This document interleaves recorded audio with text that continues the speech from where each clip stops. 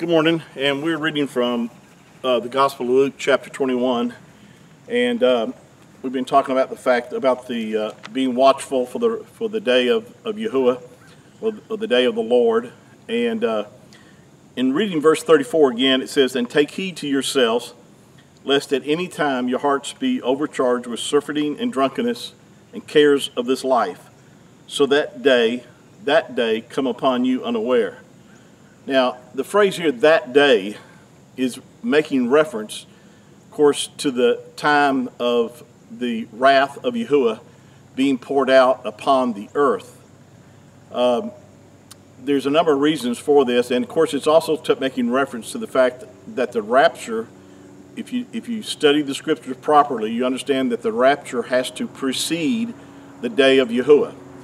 Now, Paul wrote about this over in 1 Thessalonians and also 2 Thessalonians, and you can go back through and read those chapters. But when it says here that day, it's talking about the day of judgment, the day of wrath, the day of Jacob's trouble, the day of Daniel's 70th week, and we refer to it a lot of times as the tribulation period, but the scripture really doesn't define it that way. It is a time of tribulation. In fact, Yahushua the Messiah declared that, stressed that it will be great tribulation in the last 3.5 years of this time frame. But again, it's a 7-year time frame. It's when 21 judgments will be released upon the earth for the purpose of bringing judgment upon the unbelieving world that's rejected the Messiah.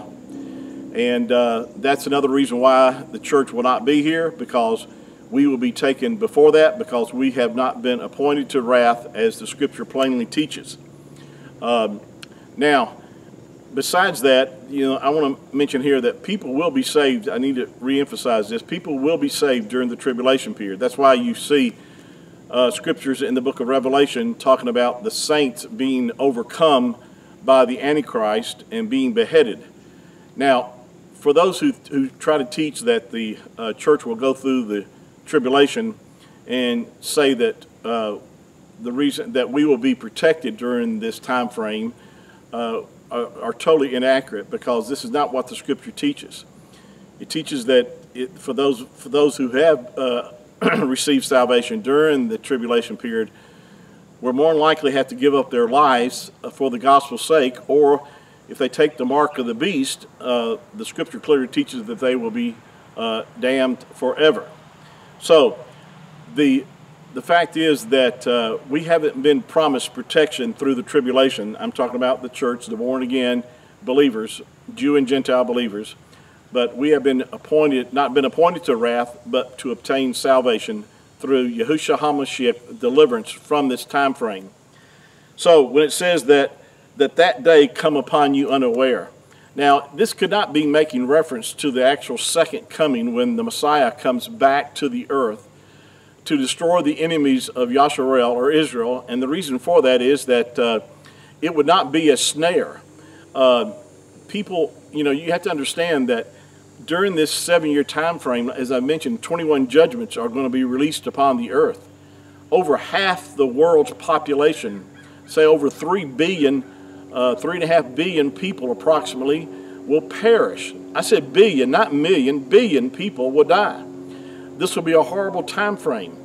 And to think that, the second coming is going to come upon people as a snare is not what this is saying here. It's talking about that this time frame, the day of Yahuwah, being catching people unaware, that they're not prepared, and that they will miss the escape that the Messiah talks about here.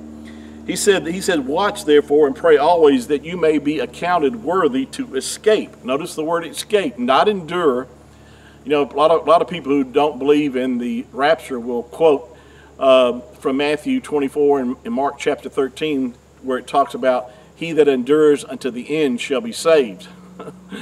I hear that so many times. People have posted on underneath my videos or whatever, trying to correct me, and but see, that is not written to the church. That's not written to the church who is alive today on the earth, those that have been born again of the Ruach HaKodesh.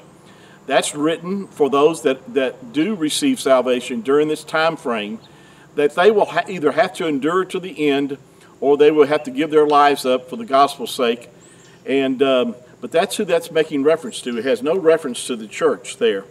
And if you understand, read that in context of that, who that's written to. It's written for the Yahudim, or the Jews that will be alive on the earth, as well as those that have Gentiles that have put their faith and trust in the Messiah during that time frame. So there will be people saved during the tribulation. It's just going to be a horrible time, and you don't want to wait until then to receive the forgiveness of sins, to neglect the mercy that Yahuwah is willing to show you now. And the scripture says, whoever shall call upon the name of Yahuwah shall be saved. A number of times it's mentioned this in scripture. So we'll pick this up on our next session today. And please join back with me, and thank you again for sharing my videos. I want you to know that I love you, Yahuwah loves you, and until next time, shalom.